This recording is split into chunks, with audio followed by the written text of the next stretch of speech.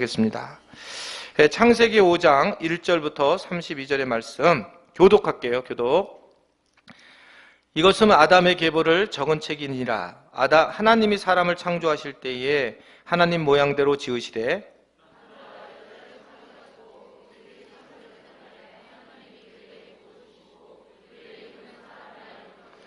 아담은 130세에 자기의 모양 곧 자기 형상과 같은 아들을 낳아 이름을 셋이라 하였고 그는 930세를 살고 죽었더라. 에노스를 낳은 후 807년을 지내며 자녀들을 낳았으며 에노스는 90세에 게난을 낳았고 그는 905세를 살고 죽었더라. 마할랄레를 낳은 후 840년을 지내며 자녀들을 낳았으며 마할랄렐은 65세에 야렛을 낳았고 그는 895세를 살고 죽었더라. 에녹을 낳은 후 800년을 지내며 자녀들을 낳았으며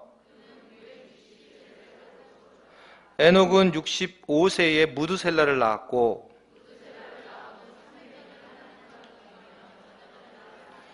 그는 365세를 살았더라.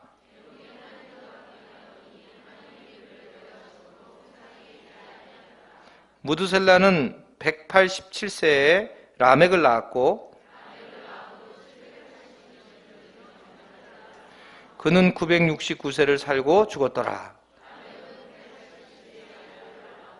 이름을 노아라 하여 이르되 여호와께서 땅을 저주하심으로 수고롭게 일하는 우리를 이 아들이 안위하리라 하였더라.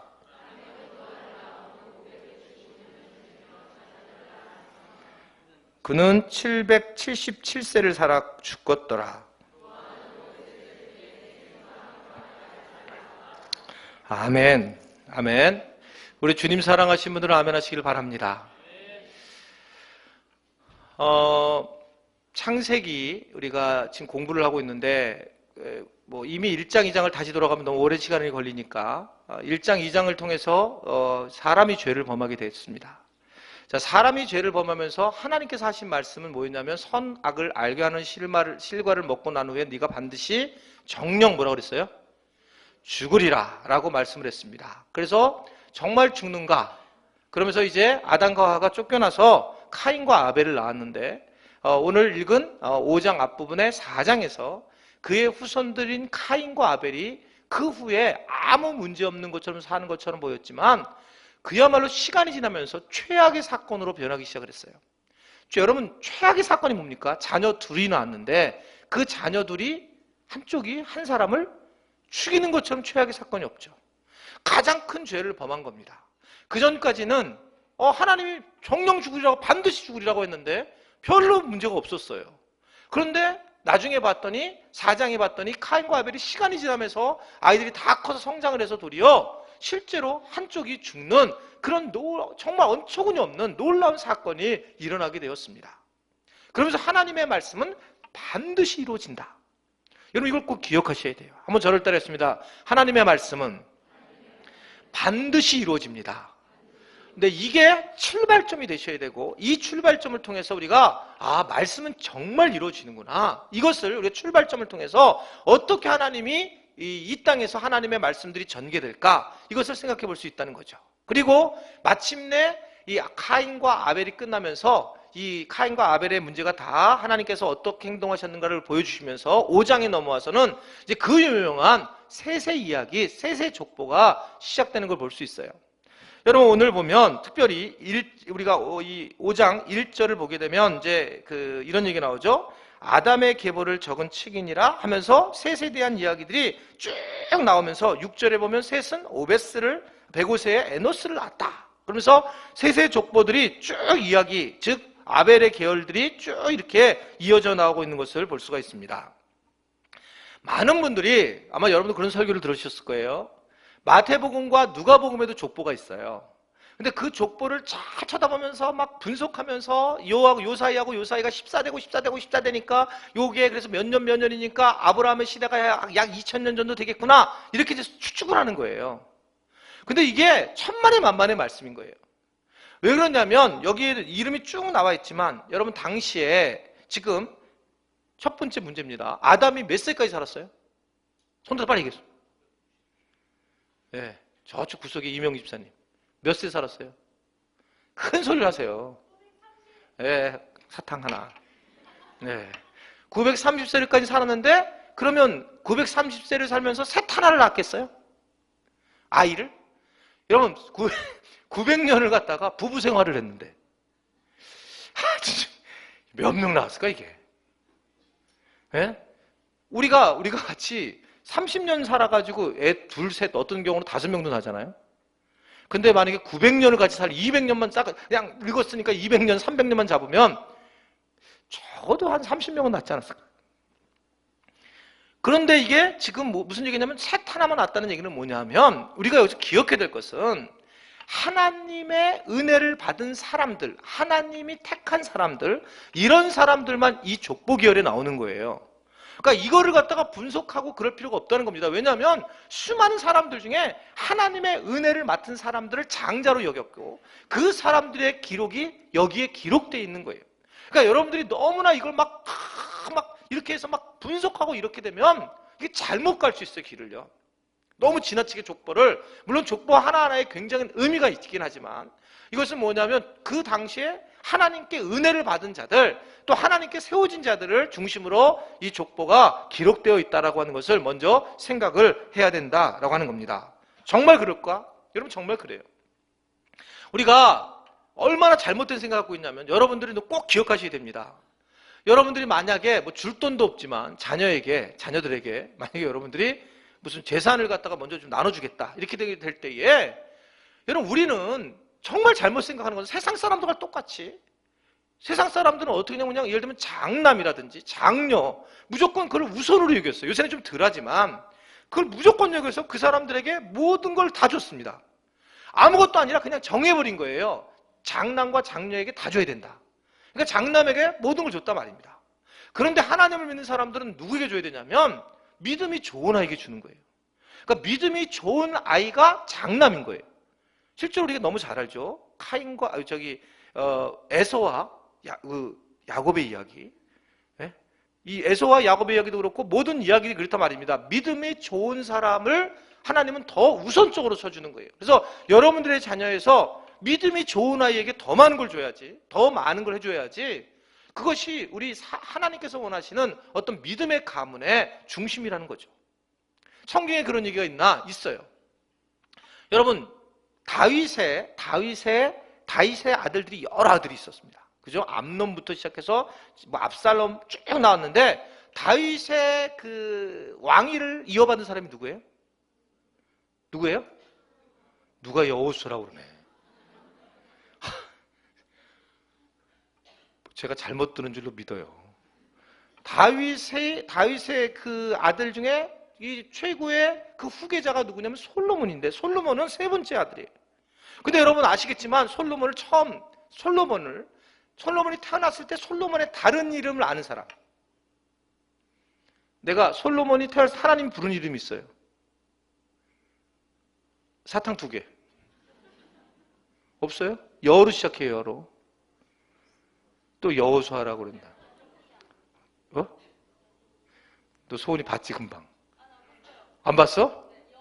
와 좋아. 소은이 여디디야. 와 소은이가 맞췄네. 그 대신 한 개.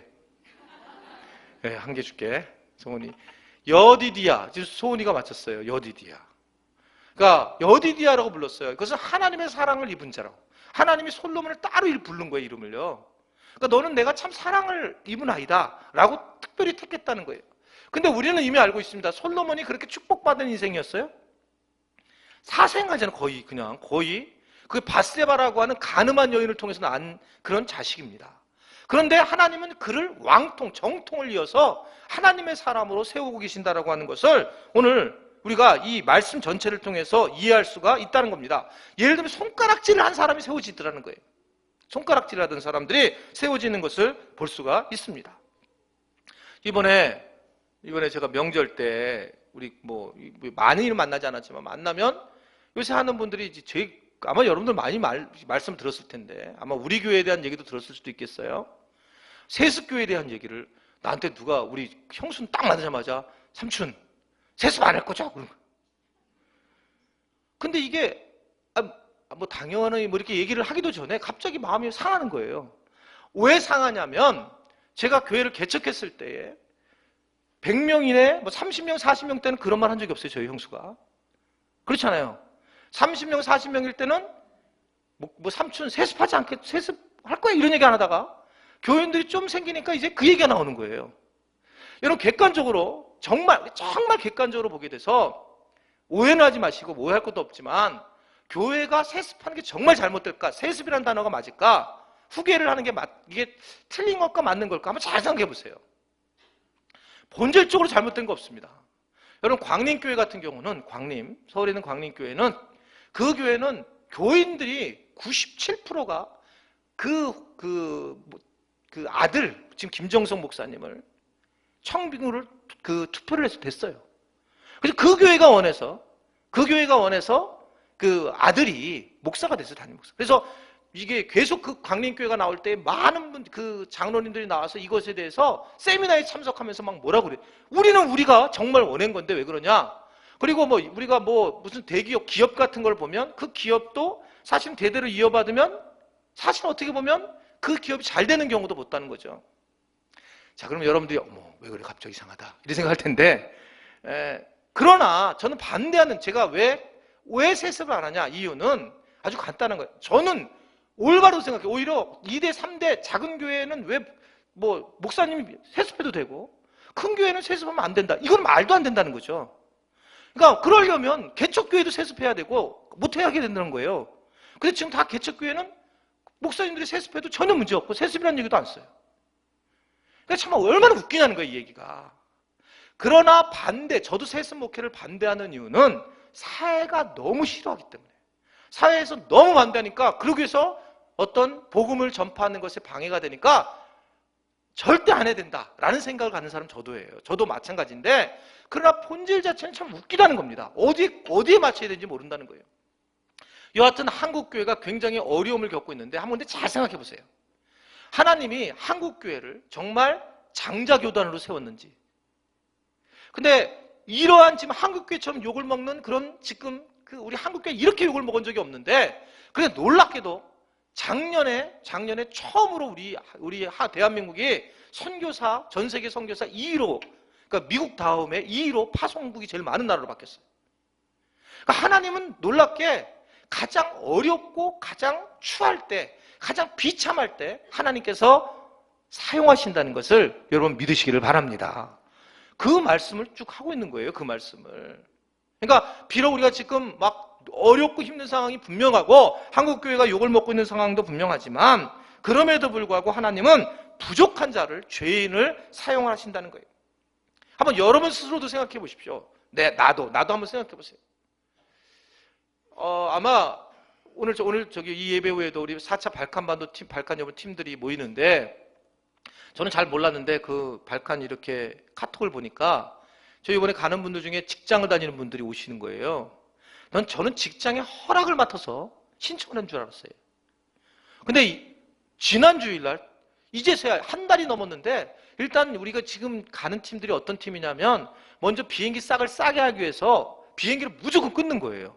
근데 비행기가 취소가 되면 날아가는 거예요, 비행기 값이. 저는 근데 이분들이 다 허락을 맡은 줄 알았어요. 그냥 직장에서 2주를 비워야 되는데 직장인 여러분 생각해보세요. 직장에서 한 달 중에 반을 비는데 이게 무슨 개인 사업도 아니고 그렇잖아요. 근데 이분들이 먼저 티켓팅을 한 거예요. 그리고 그 다음에 저 카톡을 사일 놓고 깜짝 놀랐어요. 나중에 그 상관들한테 보고를 한 거예요. 가겠다고. 그런데 허락이 떨어진 거예요.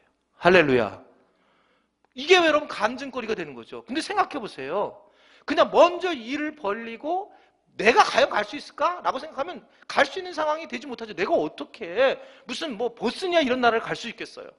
무슨 알바니아 같은 데를 평생 가볼 수 있겠어요? 그런데 그들이 믿음을 가지고 일을 처리한 거잖아요.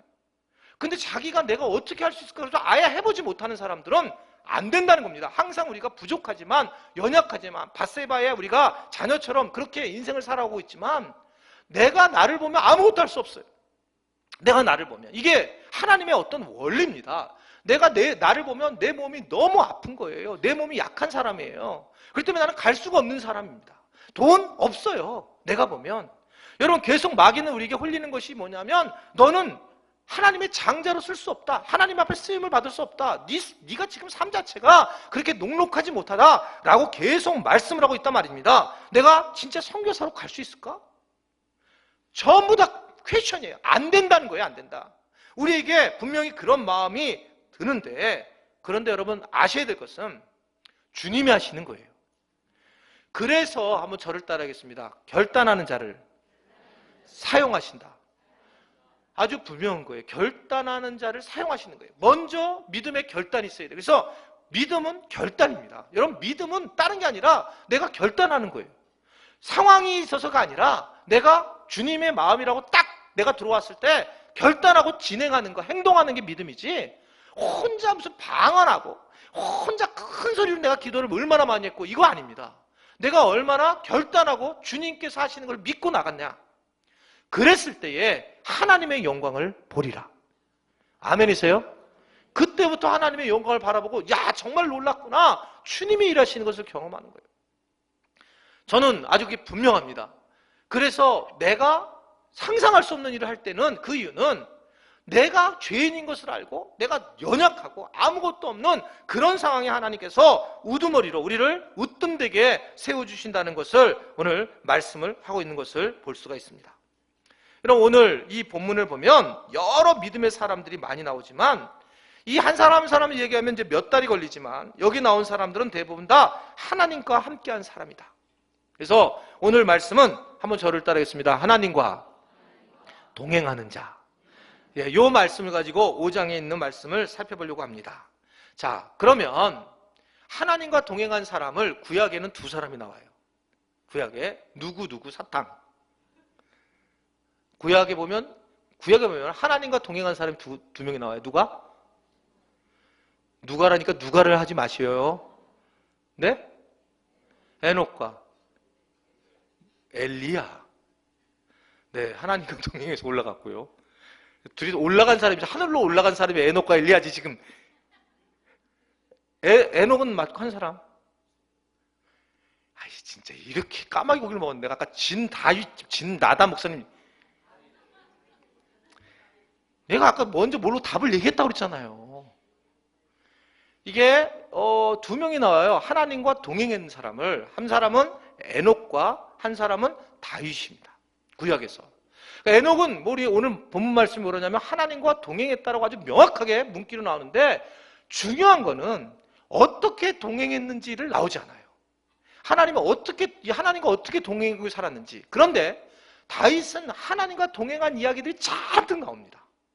하나님이 그를 막 친구로 하고 하나님과 함께 살고 하나님과 함께 모든 것들의 삶을 산 사람이 누구냐면 다윗인데, 그 다윗은 늘 평상시에도 하나님의 음성을 들었어요.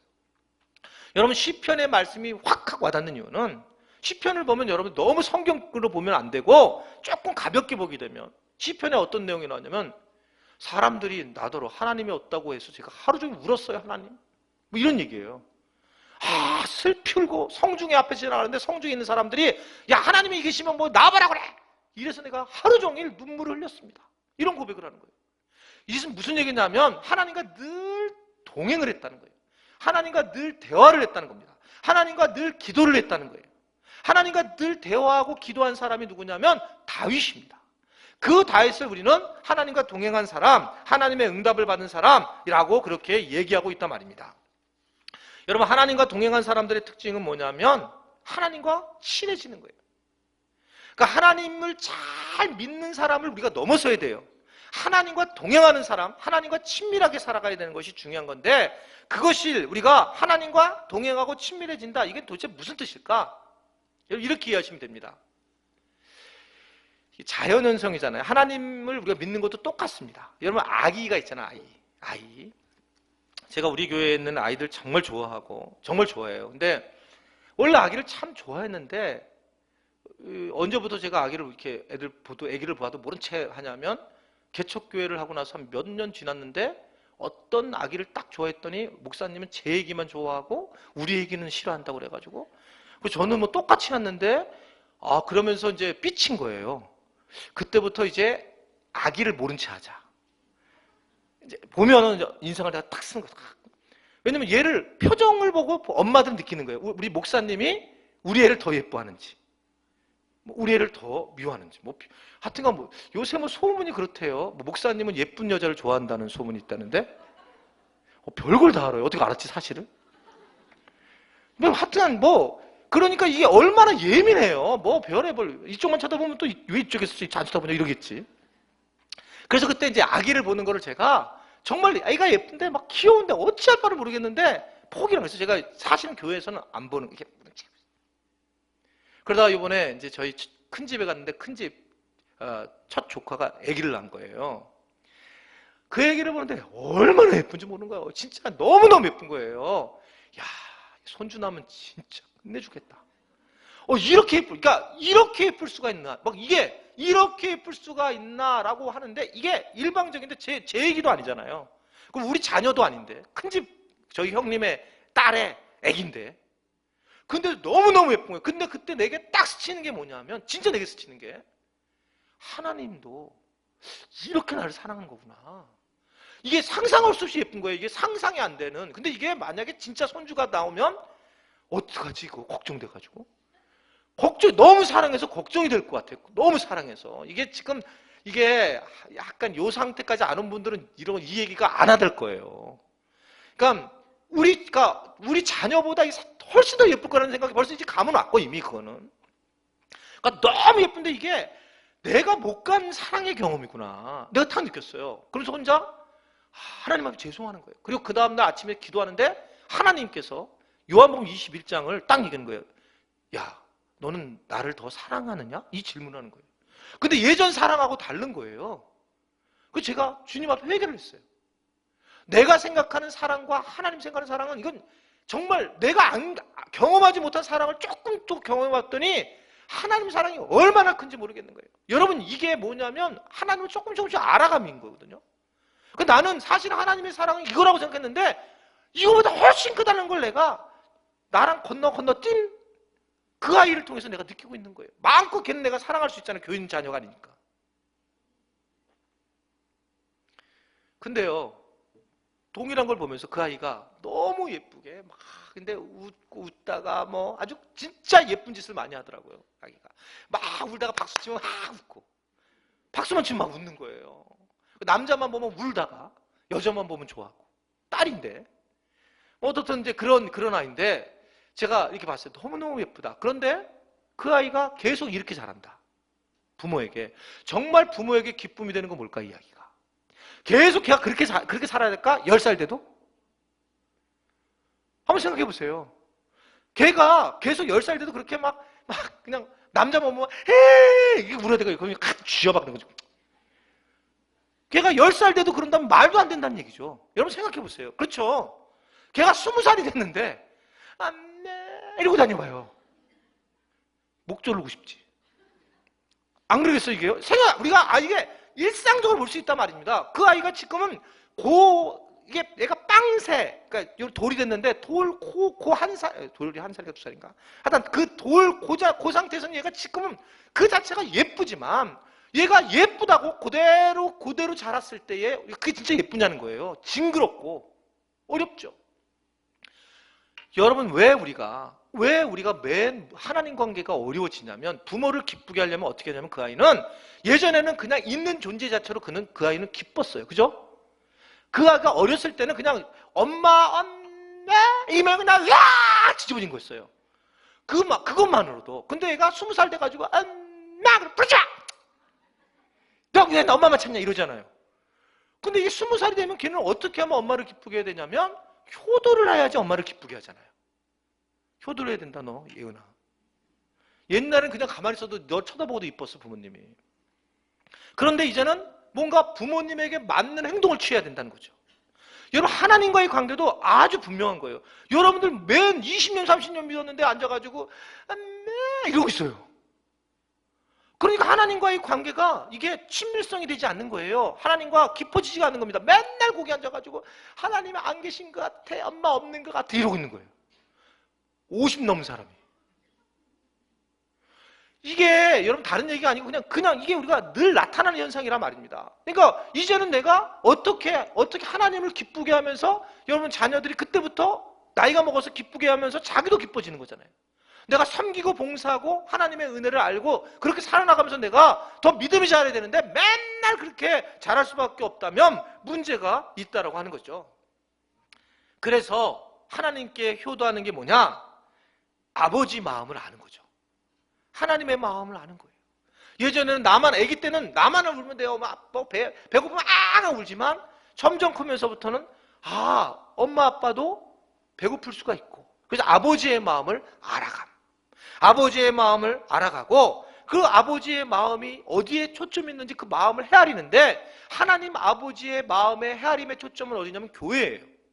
그래서 교회를 갖다가 주님께서 이 땅에 두고 가신 거거든요. 그래서 여러분 교회 일을 열심히 하라 이 얘기는 하나님의 마음에 합한 사람들이 교회 일을 열심히 하는 거예요. 교회가 교회에 대해서 초점을 두고 성령님 임하시는 그 교회를 해서 최선을 다하는 삶을 살게 되더라 말입니다. 그래서 여러분 하나님은 우리에게 어떻게 살았냐? 이 교회를 다 눈에 보이지 않는 이 교회를 세워나가기 위해서 서로 관계를 잘해야 되는데 서로 관계를 잘하기 위해서는 어떻게 해야 되냐면 서로 사랑해야 된다. 사랑을 잘하기 위해서 그럼 어떻게 사랑을 잘할까라고 하는 것이 너무 힘드니까 저희 교회는 제자훈련이라든지 즉 사랑의 관계를 하나님과의 관계를 잘하기 위해서 또 사랑과의 관계를 잘하기 위해서 상담훈련이라든지 이런 걸 시키는 거예요. 그것은 뭐냐면 교회를 만들어가는 것이고 이것은 아버지의 마음에 합한 것이다 라고 생각을 하기 때문에 그러기 위해서 우리가 이것이 중요한 부분이다 라고 생각할 수 있다는 거죠. 자, 이런 상황에 이제 지금부터 1절부터 보면 여러분들이 32절까지 언제 끝내겠냐? 근데 이제 이런 것부터 이제 잘해야 되는 거죠. 중간은 안 하는 거예요. 중간은. 그래서 이 다른 계보는 우리가 여러분들이 그냥 혼자서 알아서 연구하시고 지금 우리가 오늘 하나님과 동행하는 자리에서 앞부분과 끝부분만 하면 다 끝나는 거예요. 그래서 1절부터 보겠습니다. 1절 벌써. 1절. 자, 1절 말씀. 자, 시작. 이것은 아담의 계보를 적은 책이니라. 하나님이 사람을 창조하실 때에 하나님의 모양대로 지으시되 아담의 계보를 적은 책이다. 이 근원을 얘기하는 거예요. 이것은 근원이 어디서 시작됐는지를 알게 하는 것이다. 라고 하면서 하나님이 사람을 창조하실 때 하나님의 모양으로 지으셨다. 여러분, 우리가 어떻게 살 거냐라고 할 때에 가장 중요한 것은 나의 근원이 어디냐 이걸 알면 어떻게 가는지를 알 수 있어요. 그래서 굉장히 이게 중요해요. 내가 어디서 왔고 어디로 갈 것이냐 이것을 늘 생각하면 쪼잔한 부분에서 우리는 흔들리지 않습니다. 근데 우리는 이게 오늘 아담의 계보라고 하는 이 어디서 근원이 어디냐라고 하는 것이 굉장히 중요한데 우리가 근원이 어디서 있냐면 하나님의 형상으로 만들어진 근원이다. 하늘에서 온 근원이다. 그래서 우리는 죽는 게 아니라 하늘에서 왔기 때문에 하늘로 돌아가는 것이다. 그러니까 그런데 하나님께서 이 땅에 우리를 소풍하러 보내셨는데 우리는 이곳에 와서 오히려 죄를 범했다 이거죠. 그러니까 놀러 왔는데 놀러 온 사람이 놀지는 않고 어떻게 했느냐면 계속 뭔가 착복하고 다른 사람을 더 누르고 그렇게 살아가고 있더라. 이렇게 우리가 살아가기 때문에 사실 행복해야 될 여행이 행복하지 못한 상황으로 번하게 되고 결국 죄를 범하게 되더라는 거죠. 그러니까 우리는 하늘나라 출신입니다. 한번 저를 따르겠습니다. 나는 하늘나라 출신이다. 그러니까 우리는 어떻게 하늘나라 출신이기 때문에 어떻게 하냐면 이 세상의 것을 갖고 사는 게 아니에요. 이 세상의 것을 얼마나 내려놓고 하늘나라로 돌아갈 것을 생각하는 사람은 담대할 수 있습니다. 근데 여기가 내 삶의 중심이고 이 땅에 계속 있을 거라고 생각하는 사람은 당연히 삶이 달라지죠. 그러니까 여러분들이 내가 왜 이렇게 나이가 먹었지? 라고 했을 때도 너무나 걱정할 거 없는 거예요. 왜냐하면 우리는 그냥 당연하게 돌아가는 거죠. 그러니까 쭈글쭈글해지면 이제 주님한테 가까이 가는구나 이게 생각해야지. 거기서 성질내고 내가 왜 이럴까 하면서 아이크림 바르고 너무 지나치게 그러면 안 돼요. 그냥 때가 됐구나. 그렇게 사는 사람은 훨씬 넓어질 수밖에 없다는 거예요. 그러니까 이 아담의 계보를 생각하면서 내가 어디서 왔는지라고 생각하는 사람, 이런 사람들은 삶 자체가 다르게 살아갈 수 있다는 거예요. 그래서 우리가 하나님의 형상을 가진 자로 이 땅에 온 거예요. 그래서 하나님의 형상을 가진 자, 이건 이미 말씀 보았는데 하나님의 형상을 가진 자를 어떻게 회복이 돼야 될까? 에베소서 4장 23절과 24절에 보면, 예전에 다 본 건데 다시 한번 보겠습니다. 시작. 오직 너의 심령이 새롭게 되어서 하나님에 따라 의와 진리의 거룩함으로 지으심을 받은 새 사람을 입으라. 너희의 심령, 우리 안에 있는 심령이 새롭게 되어서 새 사람을 입으라 라고 말씀을 하고 있어요. 여러분들이 이 땅에 살아갈 때 하나님의 형상을 가지고 사는 것은, 내가 하나님의 형상을 이제 다시 가지고 사는 것은 내 마음에 이 마음이 새로움을 받아서, 마음을 새로움을 받아서 바로 새 사람이 되어야 된다라고 하는 것을 분명히 믿으시기를 바랍니다. 자, 2절의 말씀. 그럼 2절은 어떤 말씀인가? 2절 보겠습니다. 시작. 여자를 창조하셨고 그들이 창조하던 날에 하나님이 그들에게 복을 주시고 그들의 이름을, 여기서 흥미로운 게 뭐냐면 남자와 여자인데 이것을 이샤라고 해요. 히브리어로. 이것은 그러니까 히브리어는 단수 복수가 굉장히 명확하다 그랬죠. 여기 남자와 여자는 한 남자와 한 여자를 창조하셨고예요. 그러니까 이게 일부 일처제라고 하는 것이 굉장히 강조된 부분인데, 한 남자와 한 여자를 창조하셨다. 너무 신기하잖아요.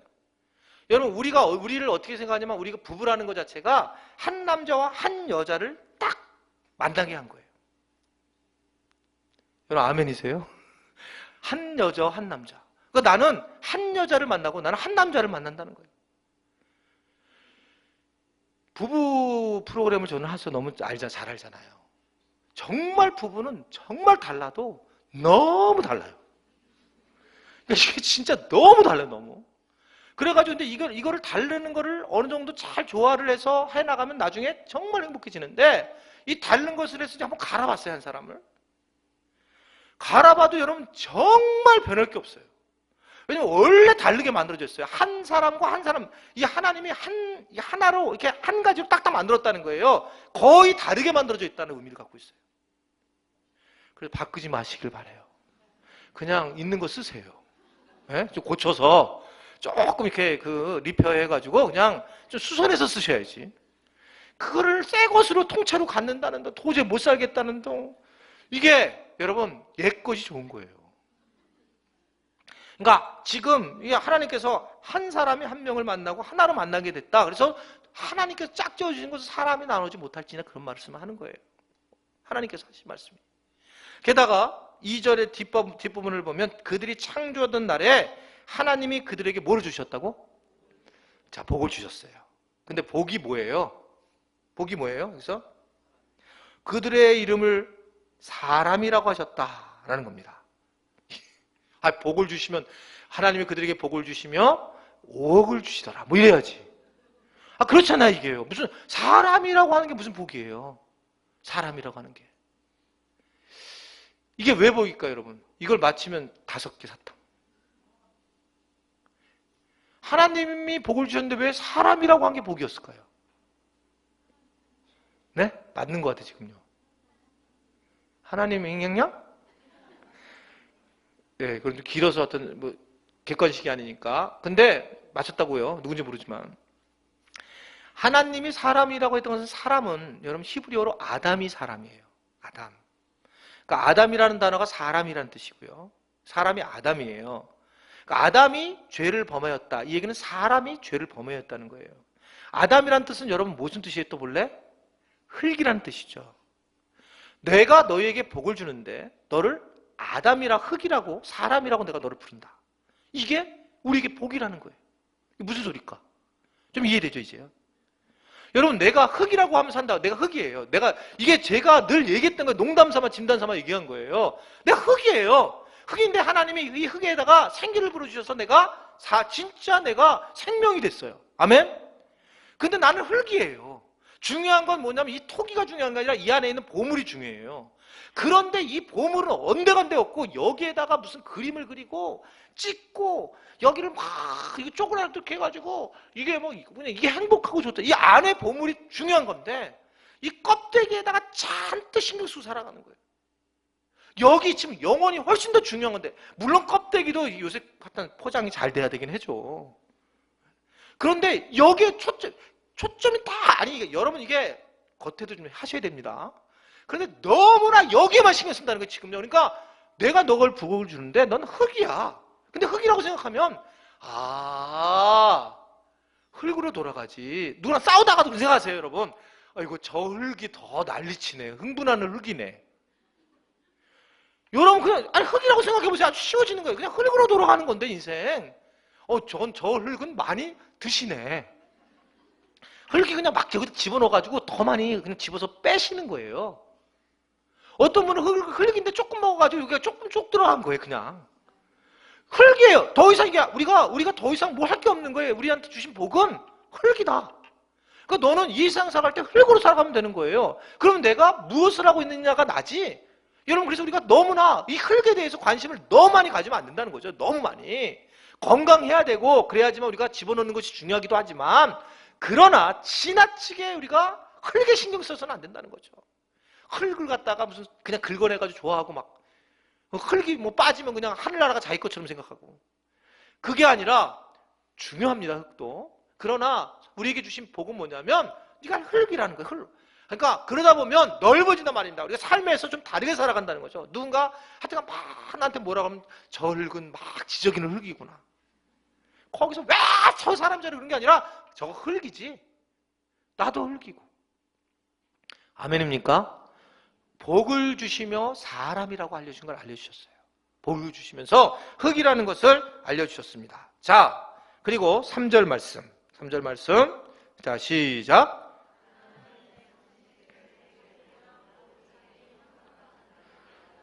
예, 자, 시험 문제 두 개. 아담은 몇 세에 죽었다 아까 했죠? 예. 그러면 구약 성경에서 아니 전체 성경에서 가장 오래 살았던 사람.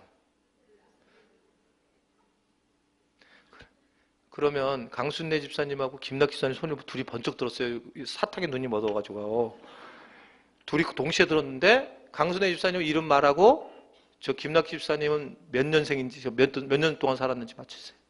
강순례 집사님 몇 년이에요? 왜 저 960은 저기서 해야 되는데 네, 두 분 사탕 드리겠습니다. 자기 사탕 안 준다고 여러분 이게 삐치는 이 진흙들 보세요. 진짜 이게 지금 130세에 자기 모양 자기의 형상대로 아들을 낳았다라는 겁니다. 여기서 자기의 모양 곧 자기의 형상과 같은 아들을 낳았대요. 이게 뭡니까? 하나님의 형상을 받았던 그런데 하나님의 형상이 아니라 자기의 형상이 아담의 자기 형상. 이건 무슨 형상이라는 거예요? 하나님의 형상이었다가 이게 자기의 형상으로 바뀌었어요. 아담의 형상으로. 그러니까 이것은 뭐냐면 죄의 형상을 얘기하는 거예요. 그러니까 다시 셋은 그래서 결국 뭐냐면 죄인이라는 거예요. 죄의 형상으로 나타났다. 그러니까 인간은 나면서 죄인이라는 거예요. 이렇게 이해하시면 되죠. 소가 아무리 난리쳐도 사람을 낳지 못하죠. 소는 소새끼를 낳는 거죠. 소새끼가 송아지인가? 송아지를 낳는 건데 송아지 자체가 죄인, 그러니까 송아지를 벗어날 수 없는 거예요. 그리고 그걸 보고 우리는 얘 송아지 아니고 다른 거라고 얘기 안 하잖아요. 그러니까 사람이 죄인이라면 사람이 사람을 낳은 건데 그 사람이 낳은 것은 죄인이라는 거예요. 그래서 사람이 사람을 낳은 거, 자기 형상의 모양대로 낳기 때문에 우리는 죄인이다라고 말씀을 하고 있단 말입니다. 죄인이다. 이 말씀을 오늘 하고 있는 겁니다. 죄인. 여러분 의인은 없고 하나도 없다는 거예요.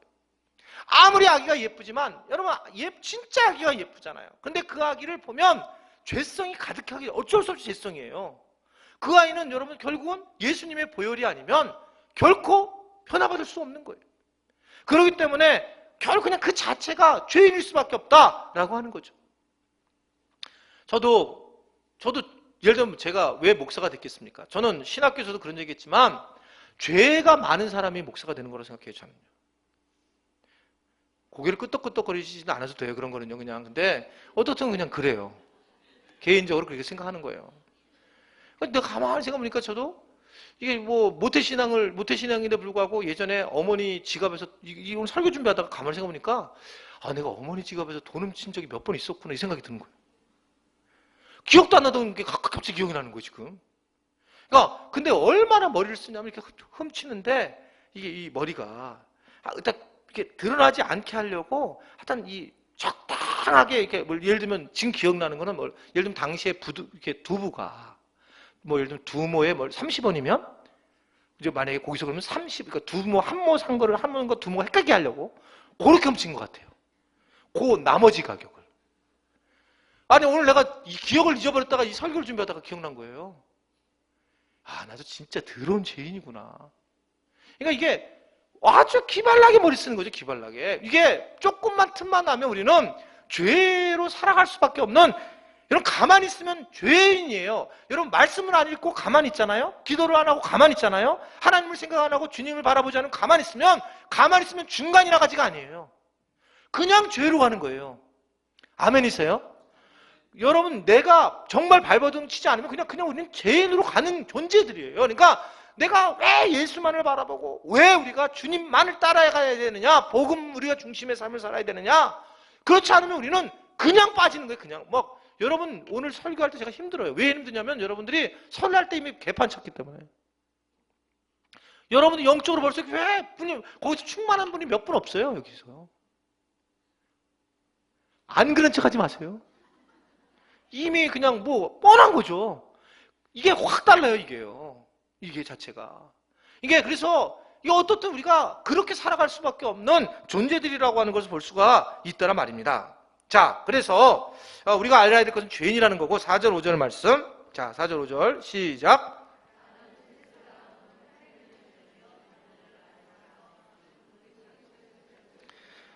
예, 800년을 지낸 후 자녀를 낳았는데 930에 살고 죽었더라. 그러면서 결국 이것은 뭐냐, 그 다음 쭉쭉 누가 낳고 죽었는데 결국 오늘 이 얘기는 뭐냐면 20절까지 계속 얘기는 뭐냐면 사람은 태어나면 죽는다는 거예요. 여러분 당시에 930세 아담이 살았지만 969에 무드셀라가 살았고 실제로 1000년 가까이 살았어요. 여러분 1000년 가까이 살으면 행복했을까? 결국은 여러분 계속 죽는다는 게 인생이에요. 그러니까 1000년을 살아도 죽을 거라는 거예요.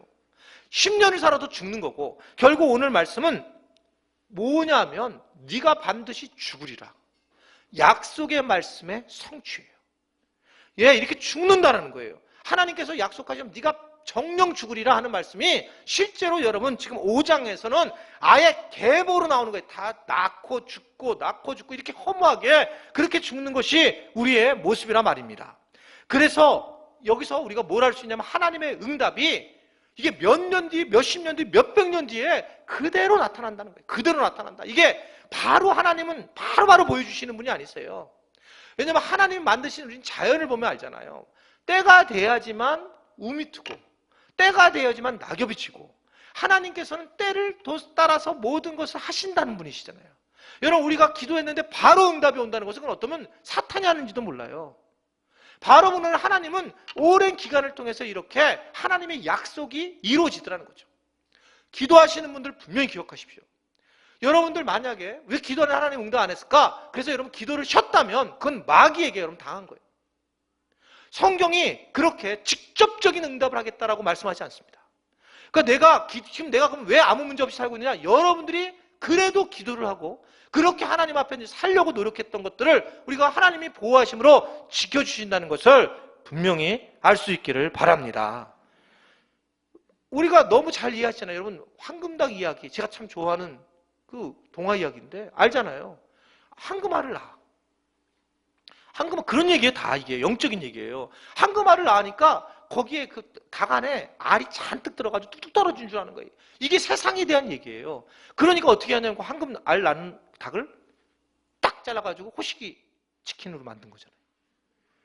그래가지고 이것을 먹는 거잖아요. 그랬더니 봤더니 없는 거예요, 이게요. 여러분 이게 어떠한 우화인지 한번 생각해 보세요. 우리가 기도가 그렇단 말입니다. 우리의 기도가 우리가 하나님을 향해 살아가는데 아주 금방금방 바뀌는 줄 알아요. 막 그냥 확확 바뀔 줄 알고 있단 말입니다. 아니요, 절대 그렇지 않습니다. 지금 몇백 년 뒤에 일어나고 있어요, 다요. 그러나 반드시 이루어지리라. 하나님의 말씀은 약속이 이루어진다는 걸 분명히 믿으시기를 바랍니다. 그 말씀을 분명히 말씀을 하고 있는 거예요. 많은 여러분 의사들이나 학자들이 얘기하죠. 사람이 왜 병이 낫는가? 여러분 아프면 병원에 가잖아요. 병원에 가면 뭐 합니까? 쉬는 거예요. 어떻게 하셨지? 쉬는 거예요. 그냥 여러분 링게리가 그렇게 강력하게 아니라 링게를 맞으면 그냥 쉬어야 되잖아요. 아무것도 생각도 못하고 그냥 쉬어야 되잖아요. 억지로. 근데 여러분 이 동물들을 하나님 만드신 동물들을 보면 그냥 다 똑같다. 여러분 이게 하나님 만드신 우리가 동물이기 때문에 사람이 그 자연이치를 그대로 비교해 보면 우리가 쫙 나타나는 거예요. 동물들은 아프면 없어져 버려요. 어디 가면 자연 속에 들어가서 웅크리고 그냥 상처 입으면 그냥 쉬는 거예요. 그래서 낫는 거예요. 사람도 의사들 얘기예요. 병원에 가서 그냥 병원에 사실은 이미 쉬는 것 자체가 낫는 거라는 거예요. 뭘 처방을 안 해도 사실은 가만히 그냥 병원에 그냥 처방을 오면 누워 있으면 그냥 때가 맞춰서 밥 먹고 쉬니까 낫는 거예요. 쉬니까 하나님이 그렇게 만드셨어요. 하나님이 우리를 쉬게 하면 낫게 됐다는 거죠. 낫게 됐다는 거. 저도 요사이 아주 기도 부탁을 하는 건데 완벽하게 안 나는 거예요. 대상포진이 걸렸는데 대상포진이 문제가 아니라 어느 목사님 그 얘기를 하더라고요. 왜 대상포진에 걸렸냐? 걸린 사람들은 대부분 아주 쓸데없이 소리가 큰 사람들, 막 그냥 일을 너무 많이 하고 막 흥분되는 사람들, 이런 사람 대상포진 걸리는데 면역체계가 부서진 거라는 거예요. 그러니까 면역체계를 그러면 어떻게 해야 되느냐? 비타민 C와 D를 많이 먹고 쇠고기 잘 먹고 그리고 오랫동안 쉬어야 된다는 거예요. 그래서 새벽기도 요새 내가 막 제가 일부러 안 나가는 거예요. 막 쉬어야 되니까. 쉬면 훨씬 좀 낫는데 새벽을 나가면 막 그냥 헉헉거리게 회복이 안 되는 거예요. 지금도 한 달이 됐는데 이 여기 흉터가 그대로 똑같이 그대로 있어요. 이 대상포진은. 이게 신기하대요. 다른 거는 일주일만 하면 여기 그냥 뚝 떨어지잖아요. 그대로 흉터가 막 그냥 그대로 있는 거예요. 그러니까 면역 체계가 깨져 있는 거죠. 면역 체계가. 저한테 좀 스트레스 주지 마세요. 그럼 이제 이게 그런 게 남아있다는 거죠, 계속적으로. 죄송해요, 뭐에다가 이랬나. 그러니까 이게, 그냥, 뭐, 운동도 너무 많이 하면 안 된다는 거 아시죠? 운동 많이 하면 빨리 죽으니까, 여러분, 대부분 운동선수들이 빨리 죽는다는 거죠. 당뇨 아무리 걸리는 분들은 운동 안 하는 분들이 조금 먹고 운동 안 하는 분들이 대부분 장수한다는 거예요. 이 뭐 헬스를 일주일에 막 6일, 막 그냥 셀 모임도 안 나가고 가는 분들 회개하셔야 됩니다. 빨리 죽으셔요. 3일 이상 하면 안 된다는 거예요. 이건 제 얘기가 아니에요. 운동을 많이 하면 사람은 이게 운동을 많이 하면 사용했기 때문에 세포를 사용하기 때문에 죽는다는 거예요. 빨리요. 그래서 오랫동안 가만히 기도하고 이런 사람들이 사는 거예요. 오래 장수하는 거. 이게 하나님이 만드신 자연을 잘 보시라는 거죠. 저희가 이번에 교회가 생명식탁을 하려고 할 때 그분도 그 최사라 전도사님도 하는 게 뭐냐면 생명식탁에 대해서 다른 게 아니에요. 그냥 있는 그대로 하나님 만드신 그대로를 그러니까 무슨 뭐 다른 거를 막 첨가했잖아요. 농산물에 유기농으로 그냥 그대로 한번 그냥 있는 그대로 뭐 좋게 만들지도 말고 하나님 만드신 거 그대로의 방법을 그냥 그걸 먹어보라는 거예요. 그러니까 그냥 뭐 제가 좋아하는 계란도 저는 그냥 먹는 계란이 내가 좋아하는 계란 자체가 보니까 거의 무슨 사료 먹인 거. 그거는 진짜 안 좋다는 거예요. 근데 뭐 진짜 그냥 뭐 산에서 막 돌아다니던 닭, 황윤자 집사님네 닭, 거기 진짜 저 집 닭은 어머니 닭은 내가 만난 최고의 닭이에요. 아니 이게 막 시골 최고촌에 마지막에 사는데 버스도 막 하루에 한 번 간신히 들어왔다 걸려서 나가는데 근데 거기 그 닭을 풀어서 키우는 거예요. 예전에는 초기에 제자반 할 때는 주고 그러더니 요새 안 주네. 근데 그걸 그냥 먹었을 때 그 닭을 먹었는데 거기 막 약초 냄새가 나는 거예요.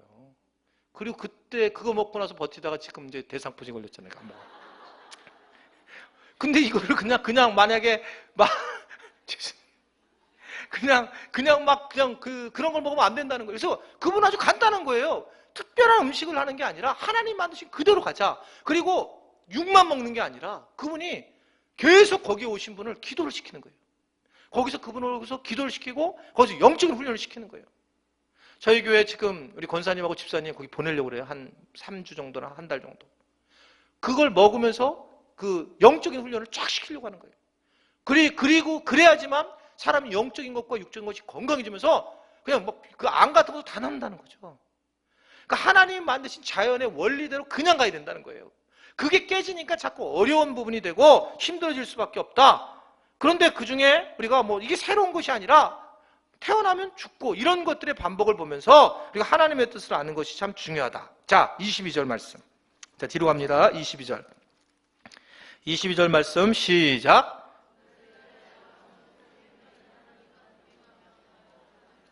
네, 마침내 이제 이 22절, 23절, 24절 다. 23절. 그는 365세를 살았더라. 에녹이 하나님과 동행하더니 하나님이 그를 데려가심으로 세상에 있지 아니하셨더라. 이제 마침내 에녹이 나오는데 최고의 복이 도대체 뭘까라고 했을 때에 그것은 하나님과 동행했다. 하나님과 동행하면서 그들은 하나님이 원하시는 자녀를 낳게 되었다. 하나님과 동행하며 22절에 보면 하나님과 동행하며 뭐를 했다고요?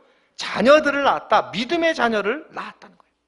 하나님과 동행하니까 믿음의 자녀를 낳았대요. 여러분, 이 믿음의 자녀를 얼마나 걸렸을까? 몇 년 걸렸어요? 몇 년을 동행했냐고요? 22절에 300년을 하나님과 동행했다는 거예요. 지긋지긋하지 않겠어? 300년 하나님과 동행하는. 우리는 요새 한 2주만 동행해도 힘들어 죽겠는데 300년을 하나님과 동행했대요. 300년. 그리고 난 다음에 난 영상이 뭐냐면 믿음의 자녀를 낳았다라고 말씀하고 있단 말입니다. 믿음은 여러분 오래 걸리는 거예요. 그러니까 하나님과 300년을 동행했는데 그때서야 믿음의 자녀를 낳은 거예요. 여러분, 우리는 근데 막 한 3개월만 자기가 열심히 기도하고도 아유 하나님 어디 계시냐고 자기 혼자. 여러분, 믿음은 오래 참음입니다. 오래 참음이 있어야 돼요. 그러니까 오래 참지 않고 자기가 그냥 냄비신앙처럼 하는 사람들, 이거는 정말 문제가 있는 거예요. 여러분, 믿음이 만약에 냄비신앙이 되면 이것은 믿음이 아니에요. 그렇기 때문에 이게 내가 오래 걸리는 거구나. 내가 3년을 새벽기도 하고 3년이 안 되면 30년을 새벽기도 하고 그런 것을 흔들지 않는 사람들이 새벽제단을 쌓는 것이지 여러분 그렇지 않을 수 없어요. 에녹은 300년 동안 하나님과 동행했는데, 자, 그러면 하나님과 동행했으면 질문. 하나님과 동행을 했으면 맨날 하나님께 예배를 드린다는 거예요? 아닙니다. 삶 자체가 하나님과 동행을 했다는 거예요. 여러분, 우리가 밥을 하든 우리가 아니면 누구를 만나든 텔레비전을 보든 영화를 보든 어떤 삶을 살든 하나님과 동행할 수 있어야 돼요. 제가 아까 우리 애를 봤을 때 그랬다고 그랬죠?